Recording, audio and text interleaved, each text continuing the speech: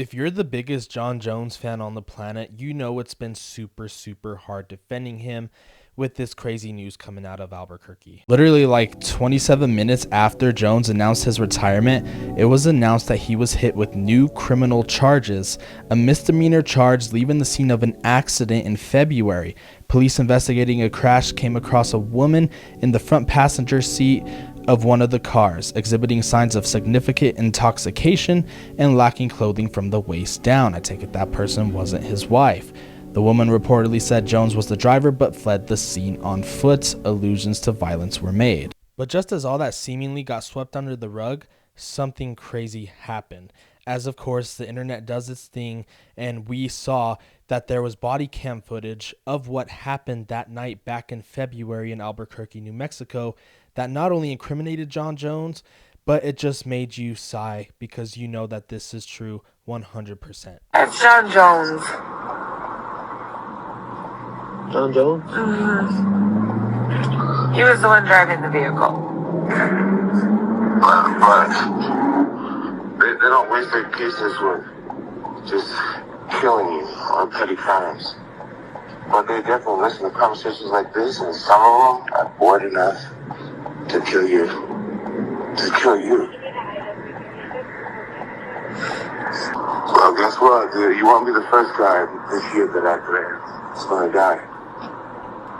And who am I speaking to? You Jon Jones? What? If you're untraceable, my brothers, they kill people with way less. The driver of the vehicle that fled is Jon Jones, the fighter. And in case you couldn't hear the audio, he basically said, you won't be the first guy I threatened this year. If you're untraceable, my brothers, they unalive people over way less.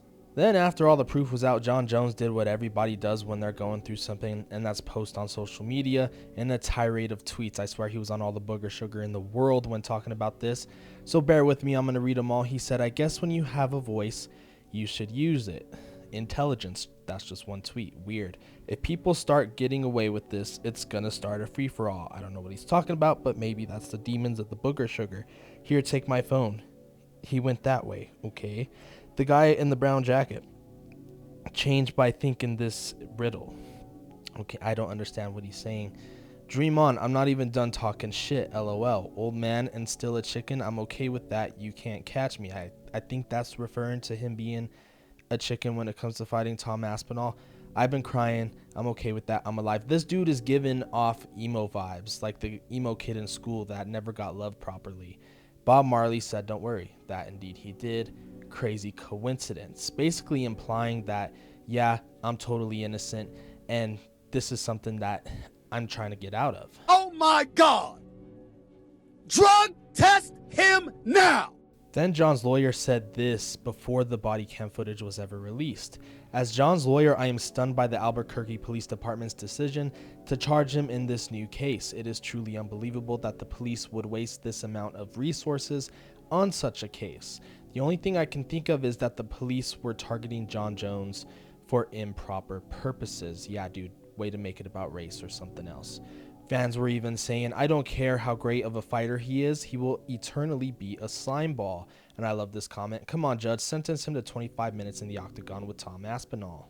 And many MMA pundits and experts out there are speculating this is why Jon Jones retired in the first place. Remember when Conor was going through all this and people were like, oh, so that's why he wasn't fighting Michael Chandler? Well, many people are saying this is the main reason why Jon is not fighting Tom Aspinall, and I could understand that, but there's a few things that I find really interesting and really shady.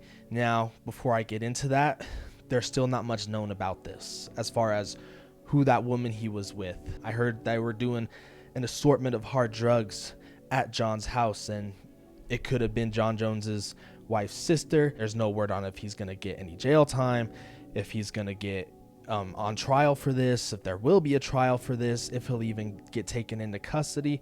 Jon Jones has been tarnishing his own reputation basically since 2011, basically since he won the title by getting arrested over DUIs, DWIs, things like that. And this instance, this story that's breaking right now sounds eerily similar to what happened back in 2015 when he ran from the scene of the accident back then.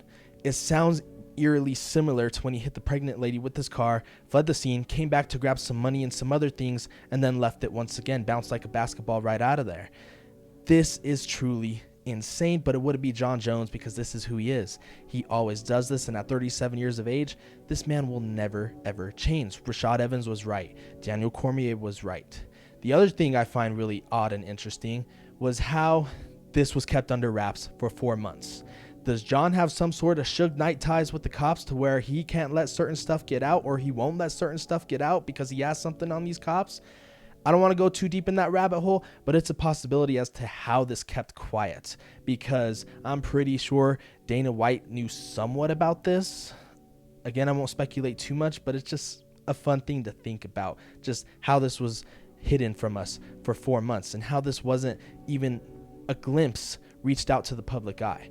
The final thing I find interesting, and again, with Jon incriminating himself on Twitter, on X, he buried himself with all this.